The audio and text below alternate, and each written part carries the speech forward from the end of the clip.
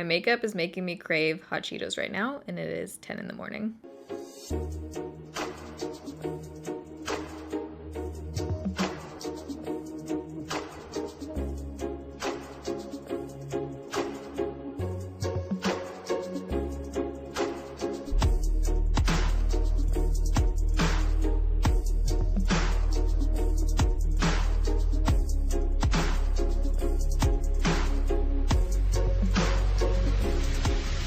Alright, so today it is day 10 of 15 days of foundation. I actually can't believe it's day 10. This is flying by this time, but it is day 10. So this is where I try out a new foundation every single day for 15 days. Today we're trying out a drugstore foundation. This is the No7 Lift and Luminate foundation. You can find No7 at Target and Walgreens. This foundation used to be on Ulta, but they already took it off. I checked this morning. Ulta launches a shit ton of products and brands, but they also quickly take them off, I've noticed, if they're not selling. So I ordered this on Walgreens, and it was actually buy two, get one free. Walgreens sometimes has some good makeup deals. It retails for $15.99 and you get 1 fluid ounce of product. The description for this product is very brief. It just says for normal to very dry skin types, which I have dry skin right now, SPF 15, fine lines appear reduced. It's supposed to lift, firm, and brighten your skin. What? Oh, disguising lines and wrinkles. Definitely thought it said disgusting lines and wrinkles. About to flip a shit. As well as evening out the skin tone to give a flawless look. It's supposed to give you a youthful glow, and it has medium coverage. This comes in 9 shades on the Walgreens website.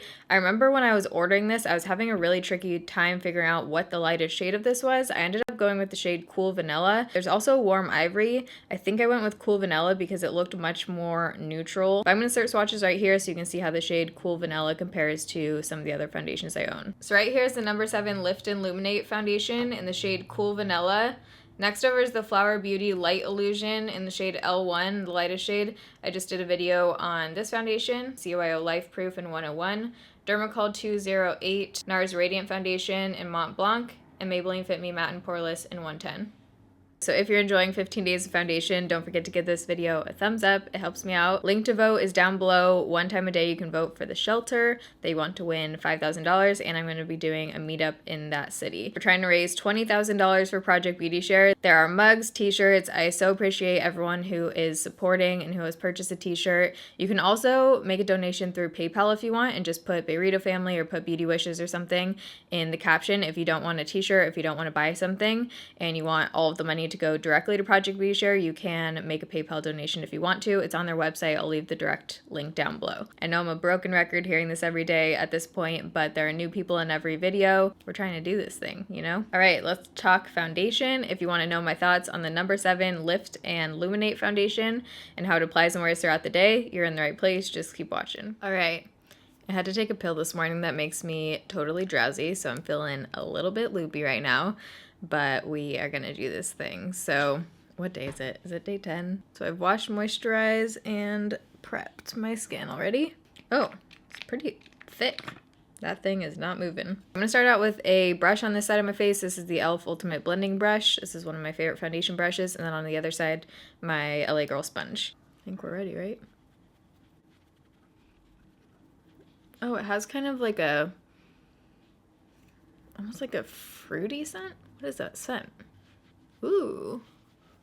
It does say specifically that this is for normal to very dry skin. And so far I can see why it's very glowy, but it doesn't seem to be clinging anywhere yet. The shade is about a shade too dark, but the undertone is right, so it doesn't look too off. I think this is one that I could lighten up my face with concealer and kind of make it work. I have freshly washed hair today. You know, when you wash your hair and do all the styling and all that and you feel like a new woman. Okay, looking really nice, at least from far away. Let me look up close. Yeah, so far with the brush, it's looking really nice. Feels very gel-like, so let's try a sponge. And I actually didn't use that much product. Wow.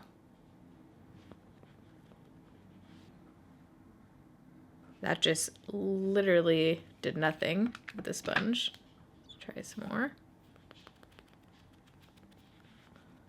All right, much lighter coverage with the sponge. With the sponge, I'm getting light coverage.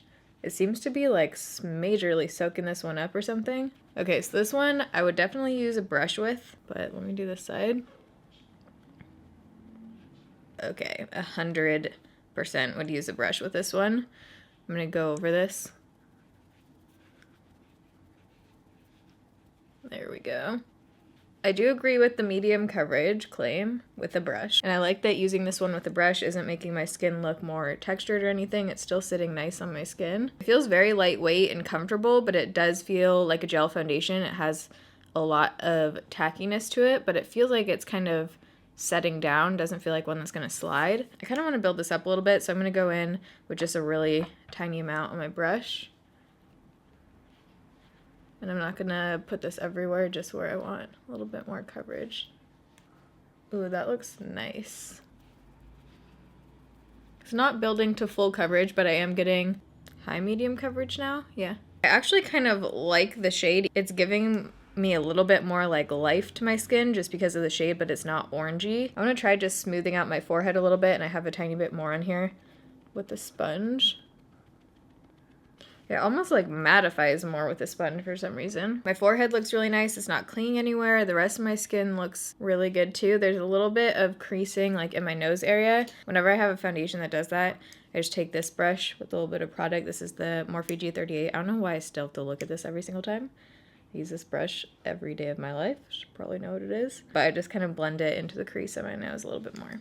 And there we go. I like that it looks like I have healthy, glowy makeup on, but you can still see my skin. I can see a few freckles coming through on my forehead. I still can see a little bit of scarring and stuff. So no complaints right now on this one. So right now it's 8:55. I really want to do a intense kind of eye look. I feel like in the last few days of videos, I've been doing like no makeup. So we're gonna go all out today. So I'm gonna do the rest of my makeup and I'll be right back. Okay, so now it's almost exactly 10 a.m. Check-in time is 9 o'clock though, because that's actually when I finished up with my face makeup. I took forever on my eyes, got a little sidetracked doing eyeshadow, listening to podcasts. Lawnmower is now outside.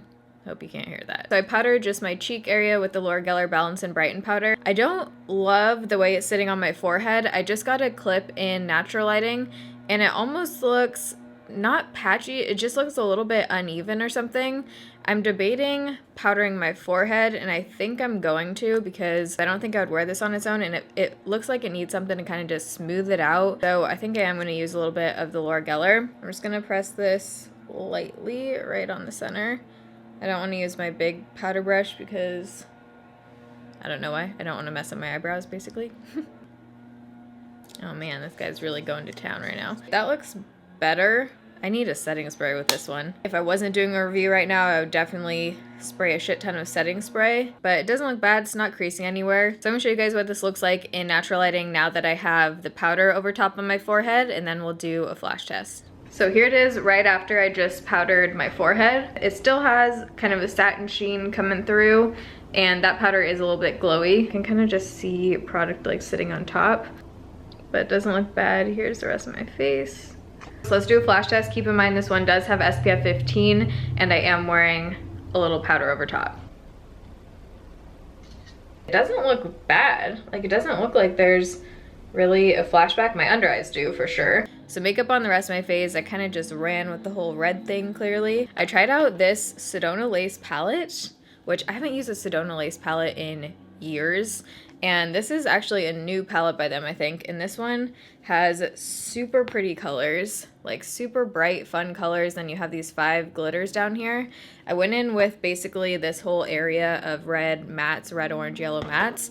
And they are so freaking pigmented, but they blend it out. I really liked the formula of these. Super pigmented. I didn't try any of the shimmers, so I can't speak to those, but all of the ones in this area were great. I love the kind of peachy, like almost melon shade right here. These ones I kind of pressed my finger into the red glitter, and they're not glitter shadows. They're basically like pressed glitters, so you would need to use a glitter primer or eyelash glue or something to make the glitter stick to your lids for sure, because they're just pressed glitter basically. But I'm definitely going to keep trying this because every shade I used I was impressed by. For the gold glitter on my inner corner, I used the Heavy Metal Liner by Urban Decay. This is in the shade Midnight Cowboy. Cowboy or cowboy? Not a cowgirl. Lashes, I used Eylure 121s. Bronzer, I used this yesterday because I wasn't filming yesterday.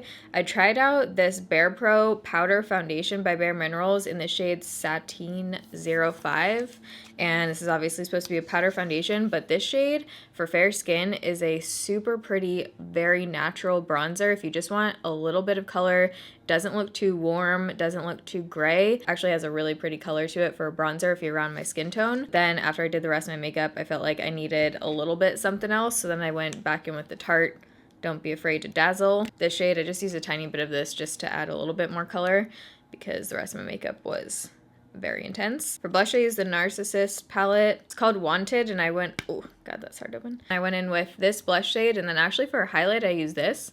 I was gonna use it as a blush topper because I thought it was gonna be way too dark, but it shows up way lighter on the face than it does in the pan. It's like a light pink shade on your face. And then for lips, I used Smashbox Always On and Out Loud. And then I topped it off with the new Urban Decay High Shine glosses. This packaging is the most beautiful lip gloss packaging I think I've ever seen. It's so visually satisfying to me. This is in the shade, oh, that's weird. This is Midnight Cowgirl. This is just a very kind of low pigment nude gloss. I love how these feel. They have a little bit of like cooling to them and they smell very minty, exactly like peppermint essential oil. It doesn't feel too sticky, and I think that is everything on my face right now. All right, I've already peeled off my lashes. Lasted about 2 hours with them on today. But right now it's 1:42, so it's been on for almost 5 hours. Oh, also clearly wiped off my lipstick. I have an Amazon Prime Now order thing coming, so like trying to tone down the makeup a little bit. Looks a little bit heavy. Could just be with the powder on top. It doesn't necessarily look dry. I just look a little bit heavy in certain areas. I mean, my forehead looks pretty much the same. It almost looks like a little bit splotchier to me. I don't love how it's looking right there. Keeps getting too bright. Can you darken? There we go. Getting a little bit of creasing, not bad. Doesn't look bad down this area. I actually like how it looks a little bit better on the bottom half of my face than on my forehead. I really don't like how it looks on my forehead. This one needs help. Like something needs to happen with this, and I'm trying to figure out, okay, what that help would be. I really liked how it first went on, so again, could be the powder over top on this one. I'm gonna try it different ways for the wrap-up video and let you guys know how that goes, but we'll see how it wears throughout the day, if it gets any better. We'll see you guys at the end of the night. All right, I'm looking a little rough right now. What time is it? Right now it's 6:56. I'm going to try and make it out of my house today before the sun goes down. I'm gonna go on a walk right now, so I'm gonna wrap this up, but it's been on for 10 hours. And ooh, with this powder combo, I don't like it. I think it just looks so makeup-y and just kind of gross.